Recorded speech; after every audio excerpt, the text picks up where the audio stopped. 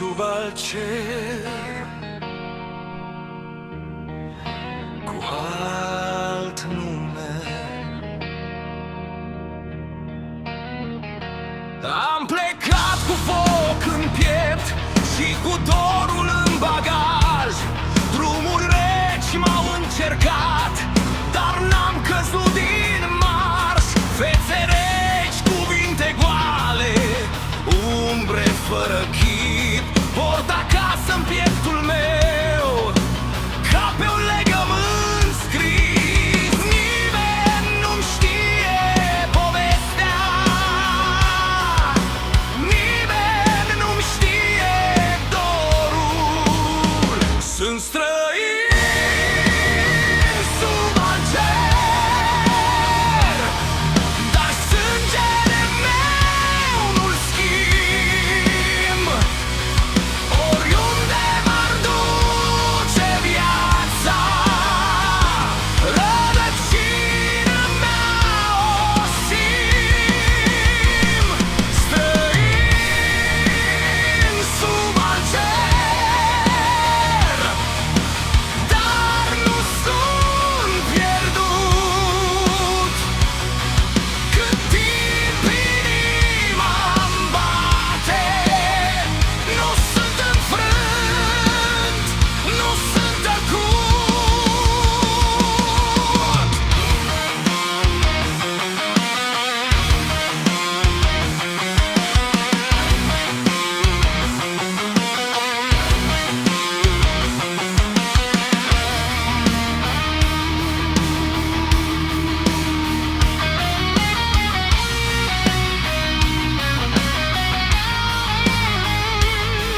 Muncesc până ard oasele, zâmbesc printre furtuni, dar noaptea când sting lumina, aud vocile din ieri.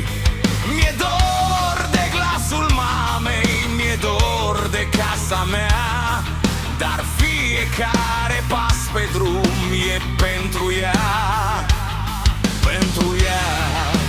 Poate sunt departe,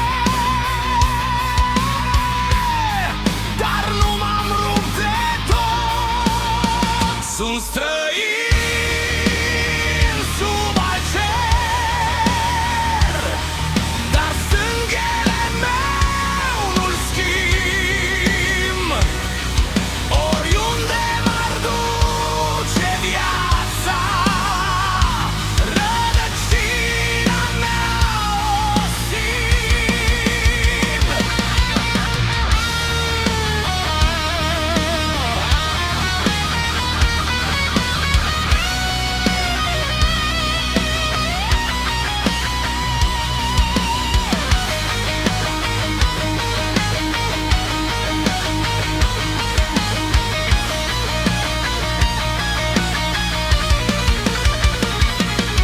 Nu m-am pierdut în lume,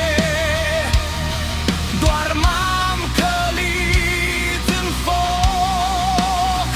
Și dacă drumul e mai greu, îl cald cu pas de roc. Străin sub al cer, dar încă sunt eu. Oricât de rece e lumea, acasă o port mereu.